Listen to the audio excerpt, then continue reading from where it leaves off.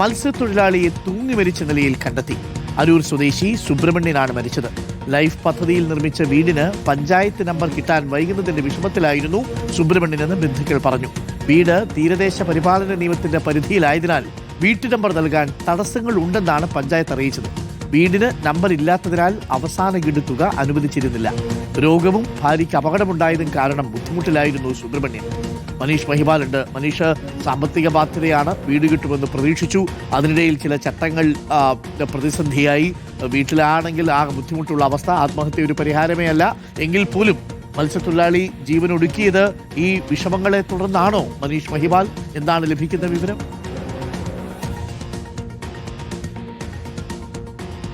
അരുൺകുമാർ, ഒന്നിലേറെ കാരണങ്ങൾ അയാൾക്കുണ്ടായിരുന്നു. ഒന്ന്, ഈ തീരദേശ പരിപാലന നിയമം അനുസരിച്ച് അവസാന ഗഡു ആ പൈസയ്ക്ക് വേണ്ടി അയാൾ കയറി ഒരുപാട് തവണ പഞ്ചായത്തിലെ ഓഫീസിലൊക്കെ കയറി ഇറങ്ങിയെങ്കിലും അതിന്റെ നൂലാമാല കാരണം തടസ്സങ്ങളുണ്ട്. അതുകൊണ്ട് തന്നെ കാലതാമസം ഉണ്ട് എന്ന് ഓഫീസിൽ നിന്ന് അറിയിച്ചതുകൊണ്ട് അവസാന ഗഡുവായ 1 ലക്ഷം രൂപ ലഭ്യമായില്ല. പക്ഷേ ലൈഫ് പദ്ധതിയിൽ നിന്ന് അനുവദിച്ച വീടിന്റെ പണി പൂർത്തീകരിച്ചിരുന്നു. ഒരുപക്ഷെ അതിന്റെ എന്തെങ്കിലും കടങ്ങളൊക്കെ തന്നെ ഉണ്ടായിരിക്കാം. ഇതിനിടെ വർഷങ്ങളായി തന്നെ ത്വക്ക് സംബന്ധമായ അസുഖം ഇദ്ദേഹത്തിന് സുബ്രഹ്മണ്യൻ ഉണ്ടായിരുന്നു. 72 വയസ്സായിരുന്നു. 10-12 വർഷത്തിലധികമായി ത്വക്ക് സംബന്ധ അസുഖം ഉണ്ടായിരുന്നു. കഴിഞ്ഞ 2 ആഴ്ചയ്ക്ക് മുമ്പ് ത്വക്കിന്റെ അസുഖം വലിയ രീതിയിൽ മൂർച്ഛിച്ചു.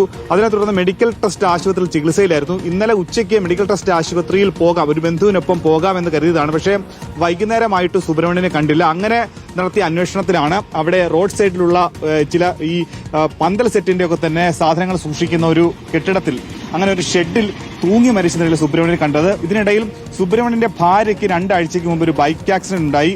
ഒരു കാലിന് വളരെ ഗുരുതരമായ പരിക്കേറ്റു. അങ്ങനെ ഭാര്യയ്ക്കുണ്ടായ അസുഖം, തനിക്കുണ്ടായ ത്വക്ക് സംബന്ധമായ അസുഖം മൂർച്ഛിച്ചത്, തന്റെ കടങ്ങൾ പുനർഗേഹം പദ്ധതിയിലടക്കം അത് മാറിക്കൊണ്ട് പോകാൻ സർക്കാർ ആദ്യം ആവശ്യപ്പെട്ടു. പക്ഷേ പിന്നീട് ലൈഫ് പദ്ധതി പ്രകാരം വീട് അനുവദിച്ചു.